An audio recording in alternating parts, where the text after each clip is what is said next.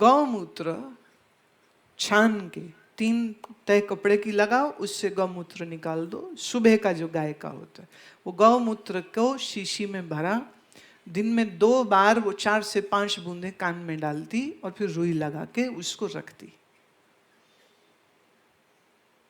15 दिन में उनके कान के पर्दे का छेद ठीक हो गया।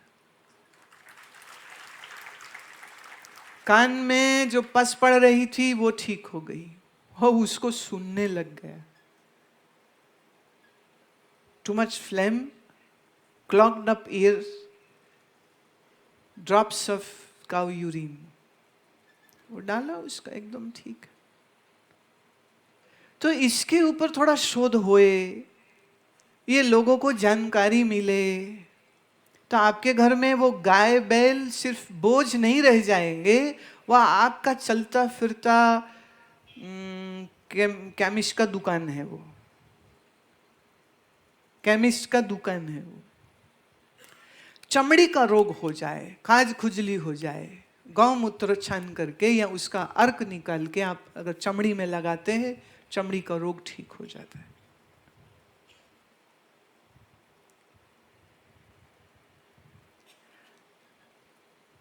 भगवान के इस संसार में कोई चीज ऐसी है नहीं जो व्यर्थ है।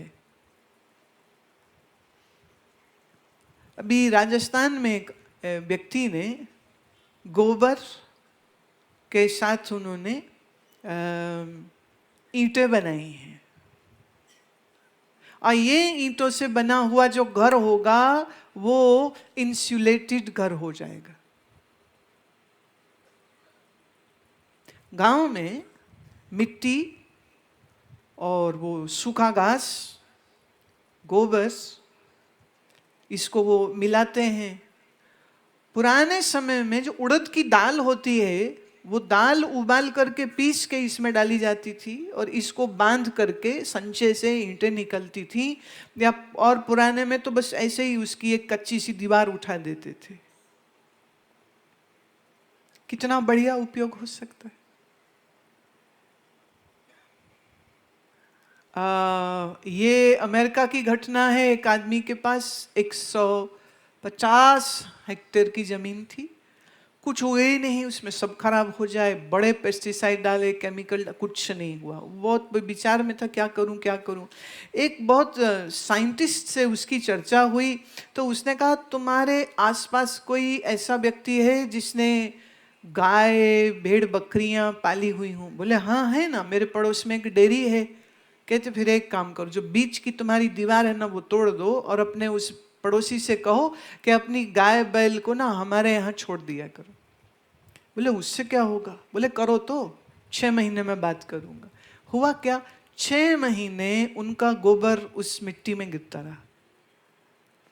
गाय का, बैल का, बछड़े का, बकरी का, भेड़ का, ये जितना गोबर गिरता रहा वो धीरे धीरे मिट्टी में मिलता रहा, और फिर वही मिट्टी जो बेकार हो गई, जो खराब हो गई, उसकी उर्वरा शक्ति वापिस आ गई।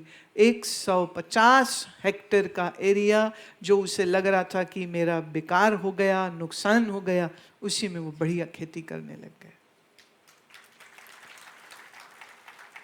थोड़ी बुद्धि, थोड़ी समझ, थोड़ा विचार जब आप करते हैं तो शरीर के संचालन अच्छा करने के लिए हमको बहुत ज़्यादा कुछ करने की ज़रूरत नहीं रह जाती है।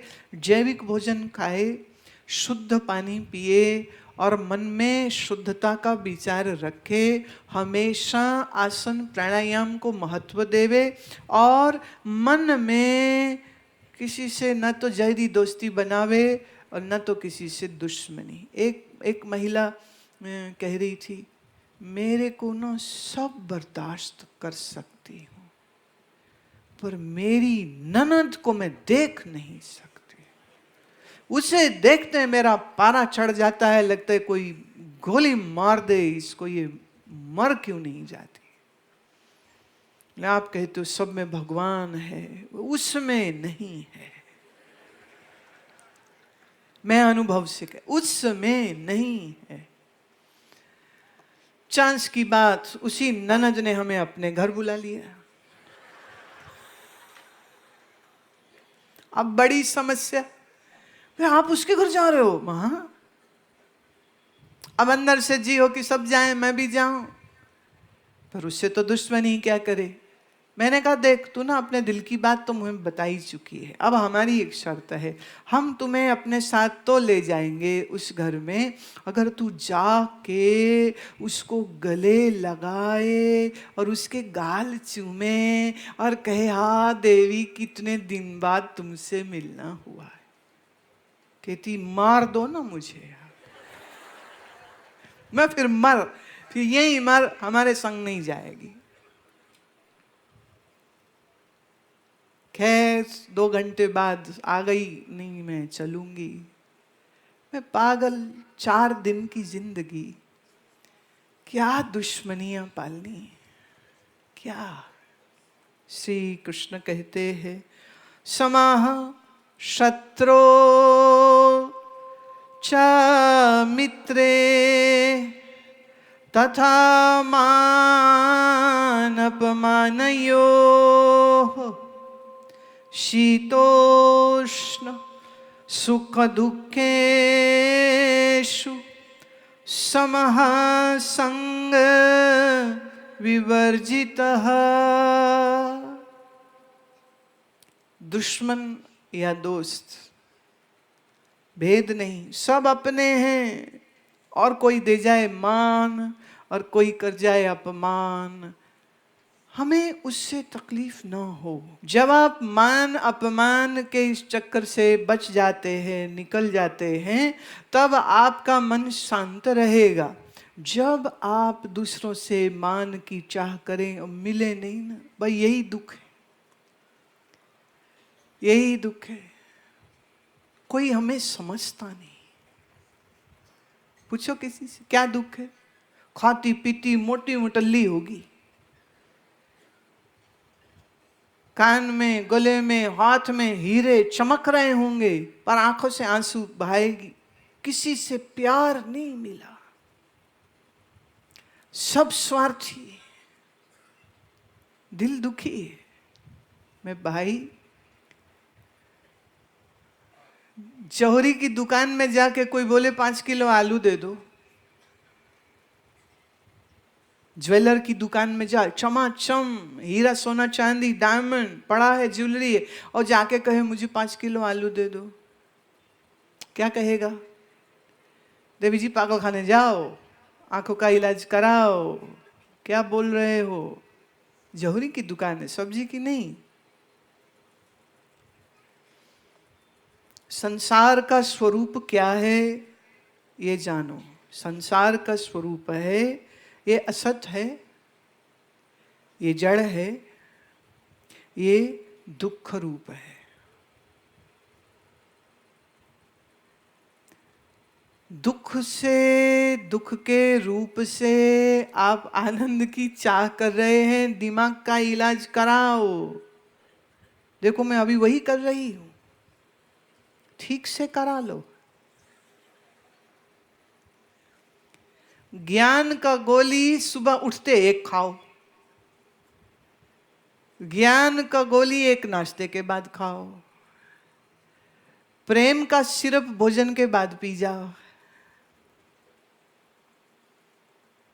और काम क्रोध लोभ मोह आदि ये बैक्टीरिया तुमको कोई तंग न करे, इसलिए एंटीबायोटिक ब्रह्म विद्या का ले लेना चाहिए।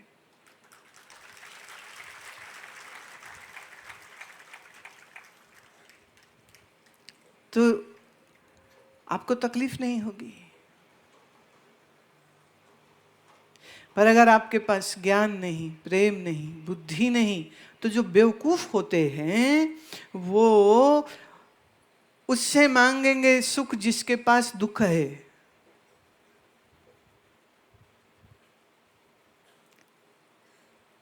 समझे? संसार का स्वरूप क्या कहा? असत्य है, जड़ है, दुख रूप है। तो दुख से सुख कहां से आएगा? असत्य से सत्यता कहां से आएगी? जड़ता में चैतन्यता कहां से आएगी? तो परिवार, घर, ये सब तो प्यारे जिम्मेदारियां हैं, स्वार्थ के संबंध हैं, सामाजिक क्रम है, It's okay, it's nice, it's beautiful. Do your duties and forget the results. That is what Gita is saying. बस काम करो और फिर भूल जाओ. अभी अभी ये 5-6 दिन पहले ही ना एक टेम्पो के पीछे ये पढ़ा था मैंने, वो मैं बात सुनाती हूँ. वो कहते हैं नेकी कर जूता खा, नेकी कर जूता खा, मैंने भी खाया तू भी खा. महामंत्र है ये, बिल्कुल. हरे राम करो ना करो, ये किया करो. नेकी करो, बुराई नहीं करनी. नेकी करो पर बदले में वाहवाही मिले ऐसी अपेक्षा नहीं करनी. मैं सारा दिन मर जाती हूं काम कर करके, कोई मेरे से प्यार से बोलता भी नहीं. सुबह से मेरा सिर दुख रहा है, वो पूछा नहीं, ये पूछा रोटी दे दो, रोटी दे दो, रोटी दे दो, रोटी. मैं काम वाली बाई लगती हूं तुमको? पति ने कहा देवी सुबह से सिर दुख रहा है तो घर में दवा नहीं थी क्या? बोली है थी. तो तूने खाई नहीं थी क्या? बोले खा ली थी. तो बोले फिर चिल्ला क्यों रही? दवा थी, तूने दवा खा भी ली. सुबह सिर दर्द हुआ था, उसका ताना शाम को क्यों मार रही है? ये माताएं ना बस जय हो हैं. जब अपना दिल ना हो ना रात का भोजन बनाने को, तो सिर में पट्टी बांध के फूलन देवी बन के बैठ जाती है.